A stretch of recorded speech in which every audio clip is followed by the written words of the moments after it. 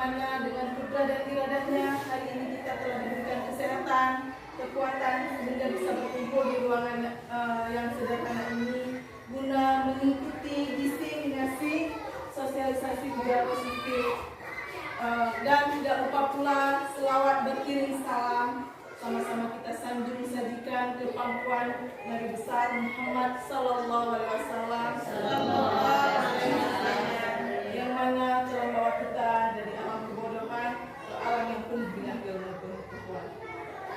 Yang saya hormati Ibu Kepala Sekolah dan yang saya hormati rekan-rekan Dewan Guru sekalian, terima kasih telah meluangkan waktu untuk dapat hadir di ruangan ini untuk mengikuti lebih kurang 1 jam ke depan untuk mendengarkan sosialisasi budaya positif pada hari ini. Bapak Ibu sekalian, baiklah sekarang kita akan membahas sedikit tentang tujuan pendidikan. Kita sudah sebagai seorang pendidik tentunya tahu apa itu tujuan pendidikan menurut Ki Hajar Dewantara. Tujuan pendidikan adalah menuntun segala kodrat yang ada pada anak agar mereka dapat mencapai kebahagiaan, keselamatan yang setinggi-tingginya, baik sebagai manusia ataupun sebagai anggota masyarakat. Oleh sebab itu, pendidikan tidak hanya menuntun tumbuh atau hidupnya kekuatan kodrat yang ada pada anak-anak agar dapat memperbaiki lakunya, bukan dasarnya hidup dan tumbuhnya kekuatan kodrat anak. Ya. Kemudian Ki Hajar Dewantara juga mengibaratkan pendidikan seperti lahan pertanian Ibu, di mana lahannya adalah sekolah, benih adalah siswa, dan petani adalah seorang guru.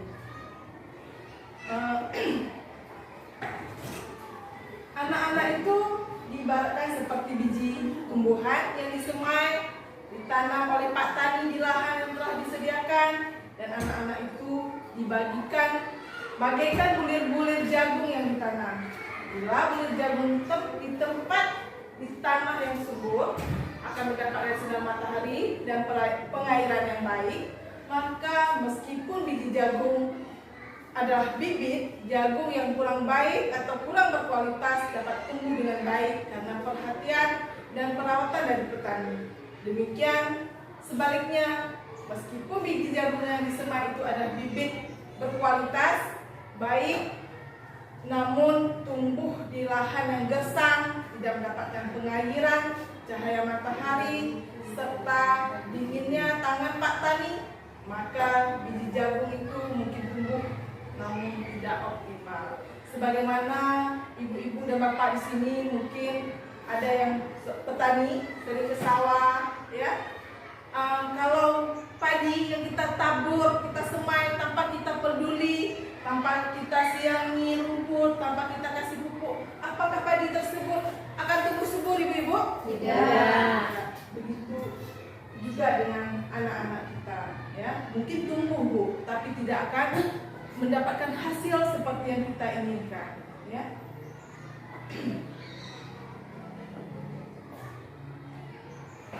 Kemudian kita lanjut ke konsep utama modul budaya positif.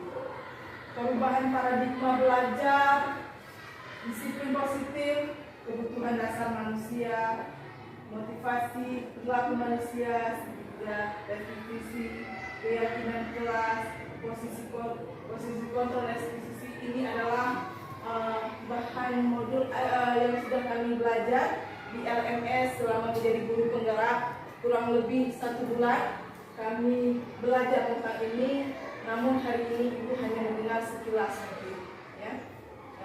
Mungkin hanya belajar sedikit saja dari apa yang sudah kami pelajari di sini.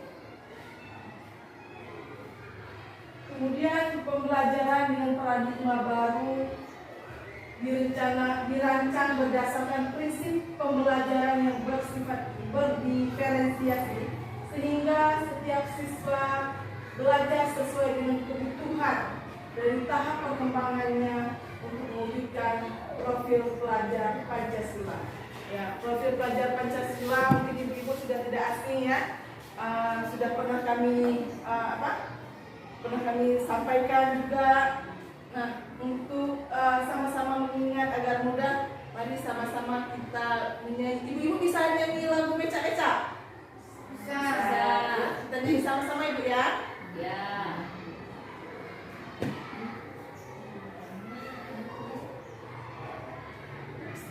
Maaf, punya kan ada juga. Yuk, ayo sama-sama ibu-ibu kita mulai, bisa ikuti saya ya.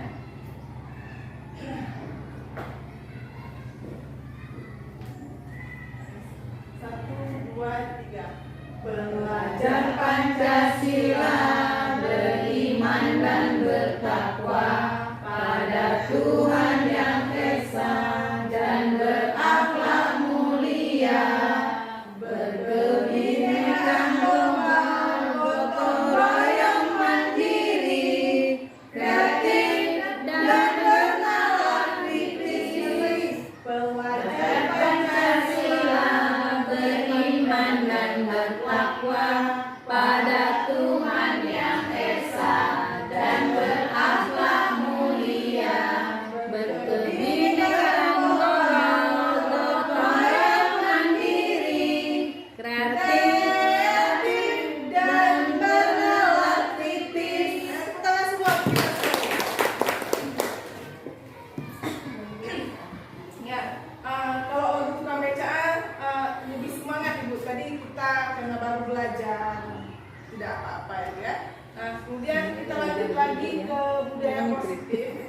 Budaya positif di sekolah yaitu nilai dan kebiasaan di sekolah yang berpihak pada murid agar mereka dapat berkembang menjadi pribadi yang kritis, penuh hormat dan bertanggung jawab sesuai dengan profil pelajar Pancasila. Nah, disiplin positif di sini Ibu, di dalam budaya kita maknakan disiplin menjadi sesuatu yang dilakukan oleh seseorang pada orang lain untuk mendapatkan kepatuhan. Kita cenderung menghubungkan disiplin dengan ketidaknyamanan. Ya.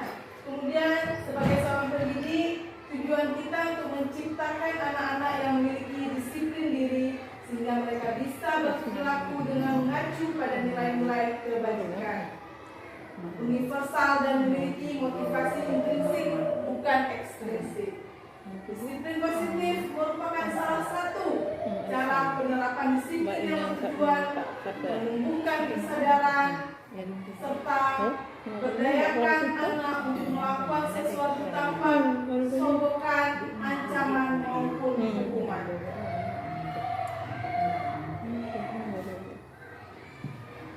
Makna kata disiplin, ketika kita mendengar kata disiplin, apa yang terbayang di benak kita ibu? Apa yang terlintas di pikiran Anda?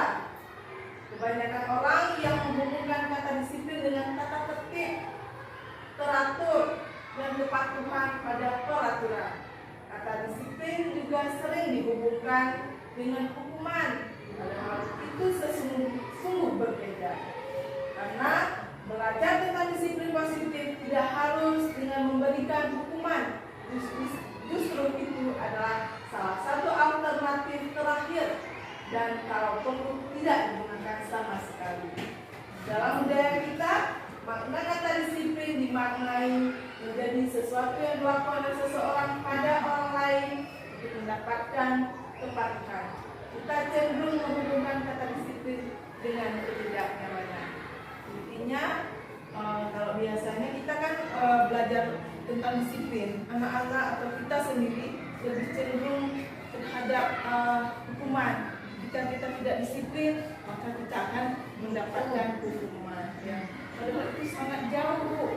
Menurut saya juga seperti itu. Ya, alhamdulillah semenjak bergabung di Guru Penyerap, kita sudah bisa membedakan. Makanya fungsi diseminasi hari ini itulah membagikan ilmu untuk kita sampaikan ke rekan-rekan agar bisa membedakan antara hukuman dengan kedisiplinan. Bapak Ibu Ibu sekalian, manusia juga mempunyai kebutuhan dasar yang sering kita tahu. Mungkin kita tahu tapi sering juga kita abaikan ya. Sekarang di sini ada kebutuhan dasar manusia itu yang pertama bertahan hidup, ya. Kemudian penguasaan, kasih sayang dan rasa diterima, kebebasan dan kesenangan. Kelima ini saling berkaitan dan ini semua ada pada diri kita. Ketika seseorang anak tidak dikasih kebebasan, dia maka akan melawan. Ya. Ketika dia tidak dihargai, dia juga akan butuh kasih sayang. Dengan seperti yang kita sering melihat kasus-kasus kalau anak-anak broken home sering berbuat salah, sering berbuat nakal, karena ingin dipeduli. Inilah dia.